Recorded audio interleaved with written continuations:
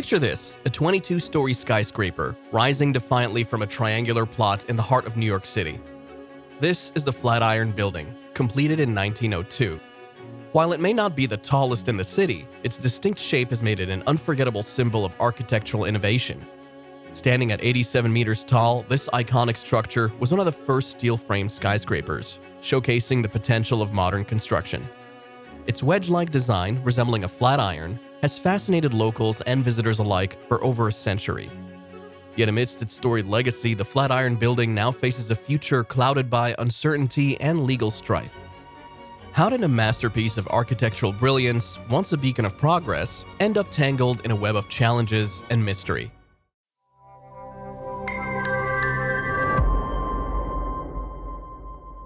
At the turn of the 20th century, cities across the United States were growing rapidly.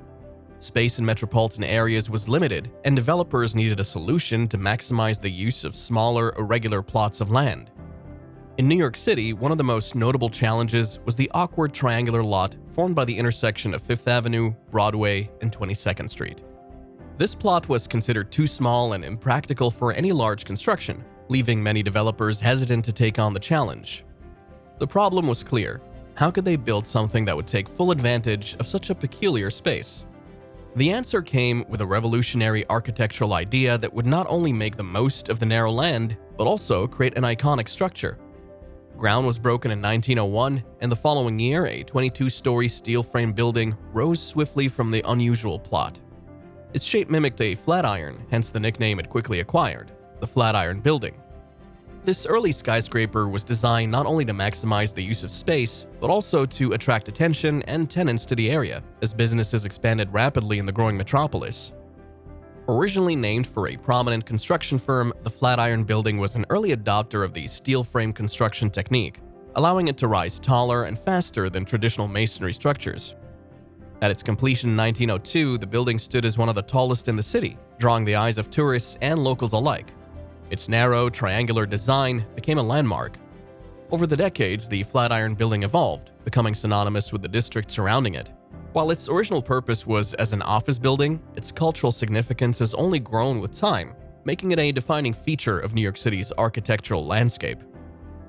But the story didn't end there. In recent years, the once vibrant building became vacant, its future cloaked in mystery. A dramatic auction, a vanished buyer, and whispers of transformation have left this iconic structure suspended in uncertainty. But how could such a slender slice of land, once deemed almost unusable, have given rise to a structure so enduringly iconic?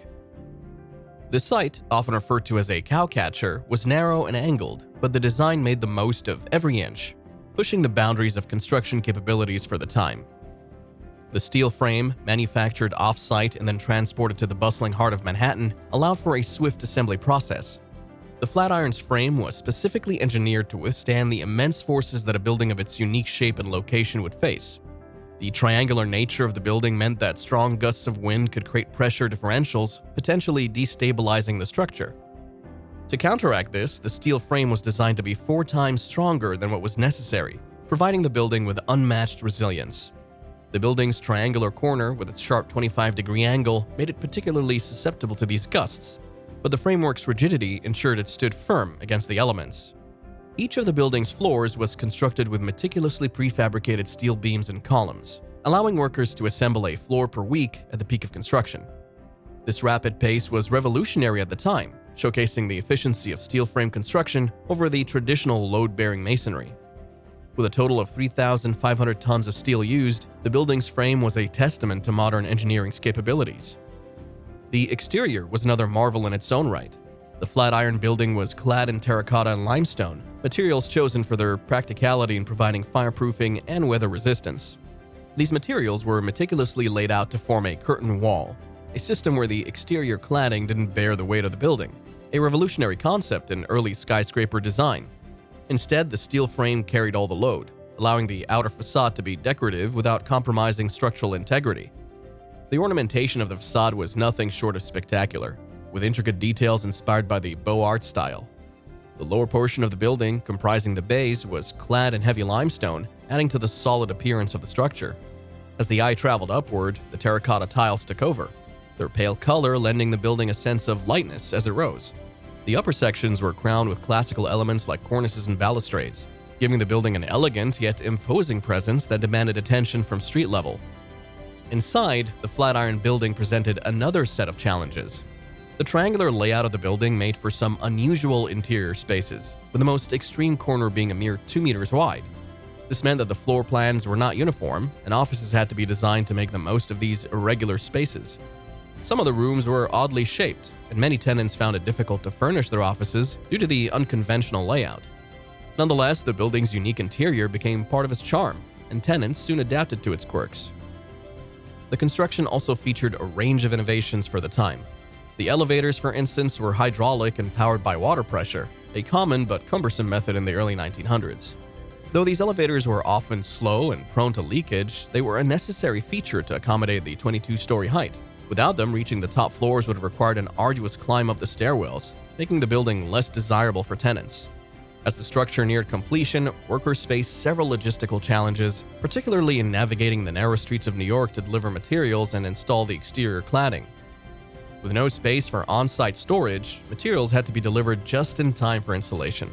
The construction team worked diligently, knowing that any delays could result in significant setbacks, both financially and operationally.